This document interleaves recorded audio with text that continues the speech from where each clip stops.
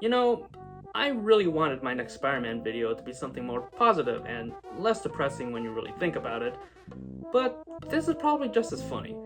For those who are unaware, the second trailer for Across the Spider-Verse was released, and an appearance that was a big deal was Baby Mayday Parker, considering the treatment of the character in the comics have been pretty abhorrent to say the least, as of recently. I'm not going to go over why Marvel Comics have been so hellbent on making sure she doesn't exist on Earth 616, since I already went over that in my first big Spidey video. Matter of fact, I'm not here to talk about the comics in general in this video, and since my big Spidey video, there has been more videos from other people on the topic that you could check out. The sudden rise of popularity for Mayday Parker on the internet from this movie is definitely putting Marvel Comics in a tight spot right now, since they're gonna have to do more with the character and the concept of a family man Peter Parker, other than acknowledging an alternate universe or a plot point that's most likely there to be forgotten. Even a goddamn TikTok edit ratioed Nick Lowe's tweet about the latest issue of Amazing Spider-Man. However, there is a percentage of those out there who have a problem with people being happy that there's a baby in an animated movie. Of course, the biggest tweet regarding how even Hollywood gives their huge middle finger to the Spider-Man editorial, Nick Lowe has his usual response to negative tweets that come off like Homelander in that one clip that people like to use as a reaction.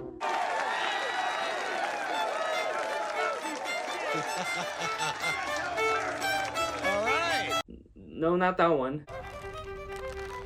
You fucking.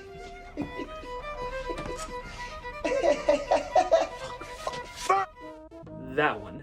Dan Slott, who I'll get back to later, gave the usual response of a mature Spider-Man that's married and has a kid with MJ only being regulated to an alternate universe.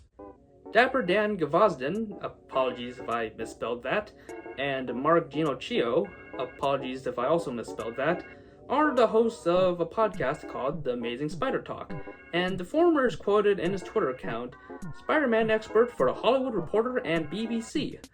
They are also arguably the current run of Amazing Spider-Man's biggest fans and supporters, so much that they often tag Zeb Wells or Nick Lowe and are always open to interviewing them, given that they've interviewed Dan Slott in the past. However, they're known for ranting and acting above those who don't like the current run and anyone disagreeing with their praises. Ironically speaking, they weren't as nice towards the prior run by Nick Spencer, but I guess it's only wrong when a serious daylight gets criticized. An example of just how spiteful Dan is, when concept art of Baby Mayday for Across the Spider-Verse was revealed, he thought it would be funny to joke about Peter and MJ's stillborn baby in the comics. He would later go on to say that the joke was about how she was removed from the trailer, even though in the trailers, Peter wearing the baby carrier is there to establish that he's a father now, and to reveal Mayday right after. Dead baby jokes aside, Mark would bump heads with reporter Richard Newby, and it was less bumping heads and more of Mark trying to hit back harder with little to no results, by constantly quote tweeting him and getting ratioed to oblivion, while Richard was actually bringing up good points like the nature of serialized storytelling and how he was just projecting things he's never said. So it's pretty obvious who was the rational one here. Also, Mark too found humor off a dead baby. Makes you wonder if tagging all those writers and editors for potential invites is really a good idea. Dan Slott, if you remember from my first video that mentioned him, takes criticism or any form of negative feedback in a certain way that's akin to online personalities like Yandere Dev. While I'm at it, there's a high chance I might even be blocked by Dan Slott on Twitter for saying any of this. He's known for spending most of his time on that site blockchaining anyone giving negative feedback and pretty much anyone associated with it. So there's a possibility that you might be blocked without even interacting with him once if you're on that side of Twitter. The number of people he has blocked is probably bigger than the FBI's most wanted list. Now, granted, there is a huge difference between a toxic comment and constructive criticism, but when a writer's main shtick is to write controversial stories for the sake of reader engagement, only to allow positive feedback, It just comes off as ill-willed not just to those critical, but potential readers who might get into Spider-Man comics. After the mass discourse from The Baby, Dan Slott would go on a thread to say that he and the editorial aren't purposely trying to ruin Spider-Man, which is pretty obvious since I'm pretty sure no comic creator is out there with malicious intent towards iconic characters. But that doesn't mean it's not prone to any criticism or negative feedback.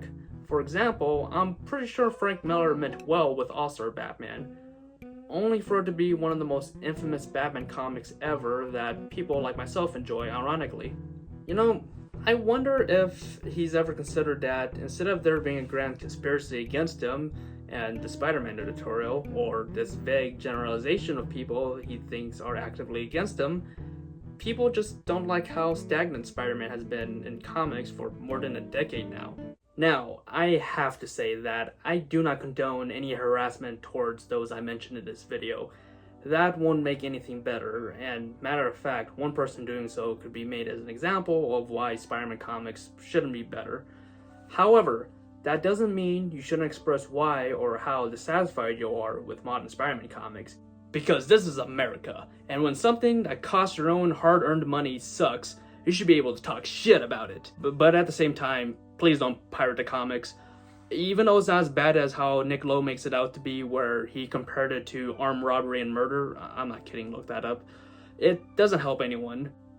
Honestly, the most healthy solution though is to just stop reading bad Spider-Man comics. Even though there's no way Amazing Spider-Man can really be boycotted, since there will always be speculators buying for first appearances of characters, people buying variant covers, I myself am guilty of this, and those Disney Marvel variants that a lot of buyers don't even know are Amazing Spider-Man comics.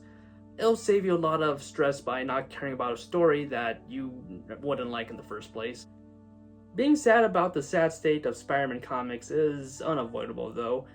However, you can always feel better that a movie studio behind one of the best animated movies ever is in more touch with Spidey fans and casual audiences than those currently in charge of the comics. I'm Daikaiju Tony. Thanks for watching.